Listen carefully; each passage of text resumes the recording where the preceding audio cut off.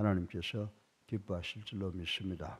네, 우리 오늘 이 자리에 계신 여러분과 또 가정에 지방 해외에 계신 모든 분들 하나님의 축복 속에서 어렵고 힘들지만 우리가 나갈 길을 발견하는 시간 되기를 주님의 이름으로 축원합니다. 제가 우리 기독교의 준거라고 하는 것은 복음 전하는 것과 성례 집전이라고 성경에 나와 있습니다. 그래서 우리 성찬에 대한 도리를 오늘 간단하게 개교만 생각해보고 제가 미국 돌아와서 우리가 왜 성찬을 해야 되는가라고 하는 것을 깊이 있게 말씀을 드리려고 합니다.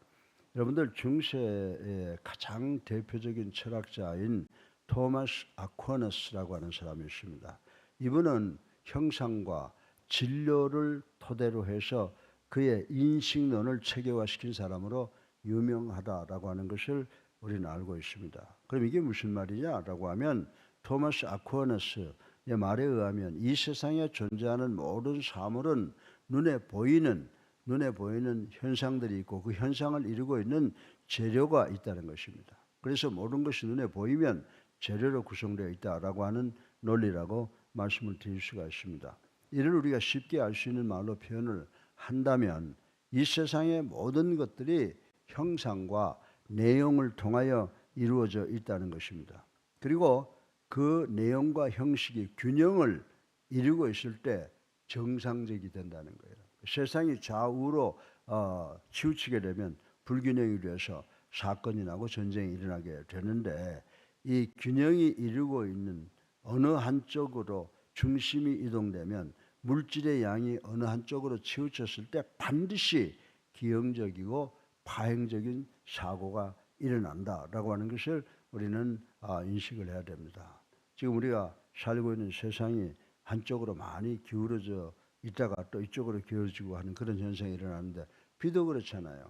우리에게 아주 잘 맞게 오면 좋은데 지나치게 오면 많은 피해를 당하게 되는데 우리 지금 우리나라에도 남쪽에는 비가 쏟아져서 정말 죽어가는 사람도 있고 그리고 농토가 떠내려가고 집이 무너져서 많은 사람이 지금 아우성을 치고 있고 눈물을 흘리고 있는데 이것이 다 우리 국민들이 너나 지어야 될 책임이라는 거죠. 그리고 국가의 지도자들이 책임을 느끼고 땅을 치고 자기 자신을 돌아봐야 될 기회라고 저는 생각을 합니다. 옛날에 우리 역사를 보면요. 이런 천재지변이 일어나면 훌륭한 왕은 뭐라고 그랬어요? 무릎 꿇고 하늘이시여 힘이 부족해서 라고 용서를 비는 그런 모습도 우리가 역사를 통해서 보았습니다. 그래서 우리 민족들이 참 선한 민족인데 지금에 와서 이렇게 참 어려워져 가는데 우리 교회가 이 사회를 바로 이끌어 나갈 수 있는 지도자적인 기능을 해야 된다. 또 역할을 해야 된다. 또 그럴 능력이 있어야 된다라고 저는 생각합니다. 그런데 교회에서도 그래요. 전부 다 개인의 생각, 자기네들이 성경을 해석해서 자기네들이 하는 것이 옳다 생각하는데 우리 이한열 장로님과 우리 교회 장로님들 등등 우리들 모여서 성경이 말하는 것은 말하고 성경이 잠잠한 것은 잠잠한다. 그래서 Return to the Bible, Return to the Early Church라고 해서 초대교회로 돌아가는 운동, 사도행전적 교회를 복원하기 위해서 저희들이 애쓰고 있는데 적어도 우리가 복음과 이 성찬에 대해서는 확실하게 알고 있어야 된다. 이것을 아는 것은 대단히 중요한 사실이라고 말씀을 드릴 수가 있습니다. 아무리 좋은 내용이라고 할지라도 적절한 형식을 갖추지 않을 때 무질서를 초래하고 그와 반대로 매끄러운 형식을 갖고 있다고 하더라도 그 실질적인 내용이 부족하다고 하면 그것을 가리켜서 빛 좋은 개살구다라고 이야기를 할 수가 있는 것입니다.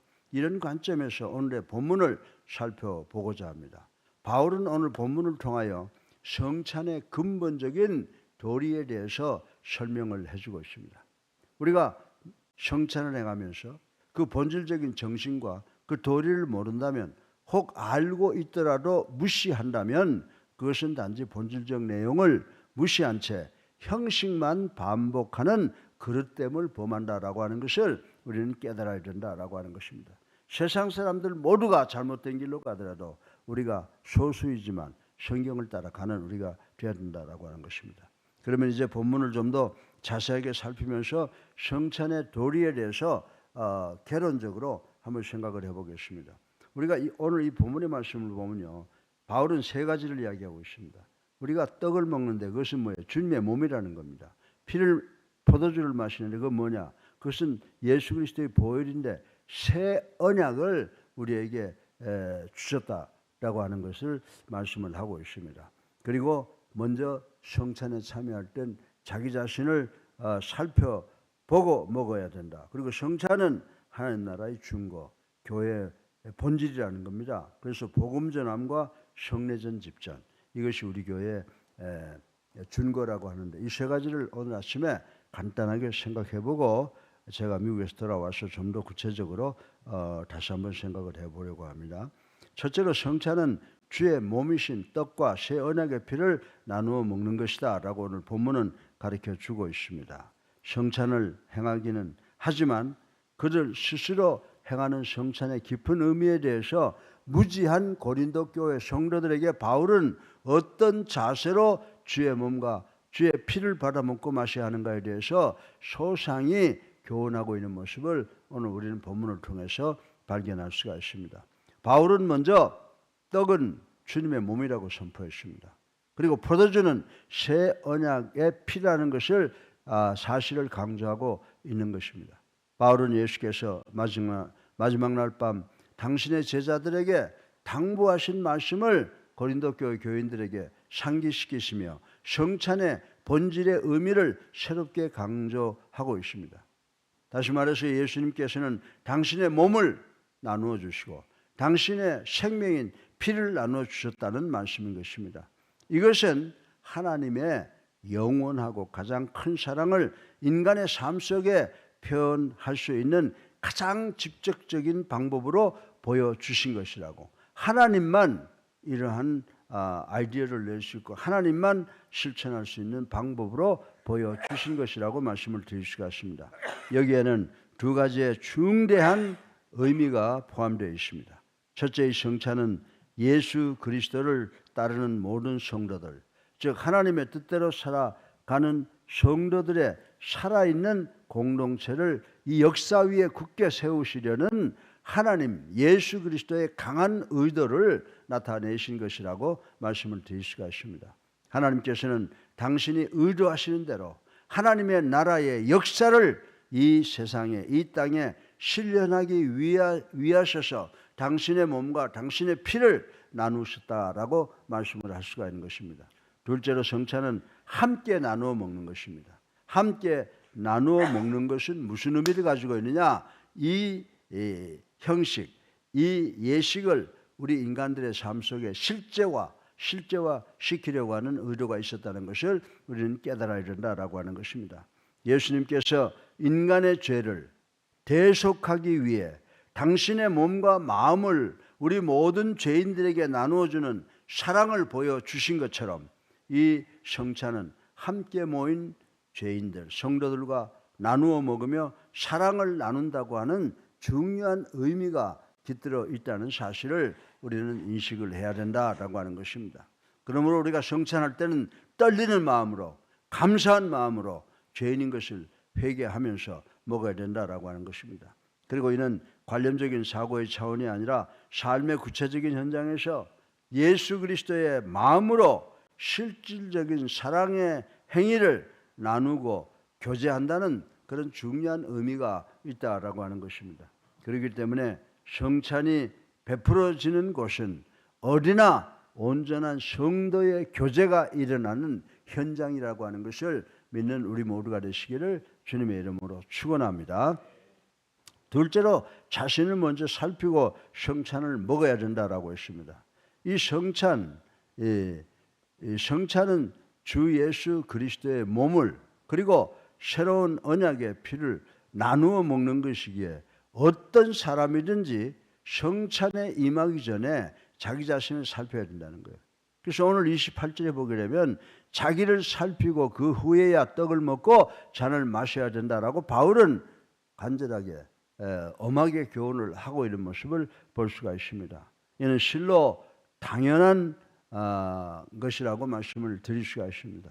거룩한 사랑, 당신을 온전히 희생하는 헌신적 사랑을 기념하고 또 당신 예수 그리스도를 따르겠다는 감사와 결단의 행위인 성찬에 동참하면서도 자기 자신을 성찰해 보지 아니하고 아무렇게나 먹는 것은 떡을 먹고 잔을 마시지만 하나님을 모독하고 예수 그리스도의 그 놀라운 사랑을 훼손하는 행위에 지나지 않는다고 하는 것을 우리는 깨달아야 된다라고 하는 것입니다. 그래서 바울은 27절에 누구든지 주의 떡이나 잔을 합당치 않게 먹고 마시는 자는 주의 몸과 피를 범하는 죄가 되느니라 라고 말씀하신 것을 우리는 내리에 반드시 기억을 해야 된다라고 하는 것입니다. 실로 이 거룩한 성찬은 예수 그리스도의 몸과 예수 그리스도의 피를 성도들이 나누어 먹으면서 자기 자신을 하나님과 이웃을 위해서 다시 새롭게 드리는 결단, 행위이기에 자신을 깨끗하게 성찰해야 된다라고 하는 것을 우리는 깨달아야 된다라고 하는 것입니다.